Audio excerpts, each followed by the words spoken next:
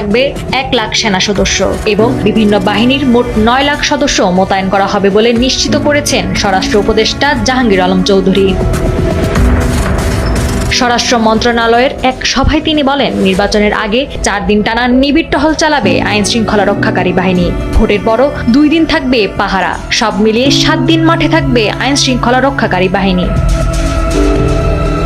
এবারের নির্বাচনে প্রথমবারের মতো নিরাপত্তা কর্মীরা পোশাকে ক্যামেরা ব্যবহার করবেন। ঝুঁকিপূর্ণ ভোট কেন্দ্রে 25,000 ক্যামেরা ব্যবহার করা হবে বলে জানান তিনি। এবং নির্বাচনে ড্রোন ব্যবহারের সিদ্ধান্ত নিয়েছে সরকার। এতে 418টি ড্রোন ব্যবহার করা হবে। দুর্গম কেন্দ্রে ব্যালট সহ অন্যান্য নির্বাচনী সামগ্রী এবং নির্বাচনের দায়িত্বে নিয়োজিত কর্মকর্তা ও কর্মচারীদের পরিবহনে বাংলাদেশ বিমান বাহিনীর হেলিকপ্টার ব্যবহার করা হবে। নির্বাচনকে বাধা দিতে যারা প্রতিবন্ধকতা তৈরি করবে তাদের গ্রেফতার করার নির্দেশনা দেওয়া হয়েছে।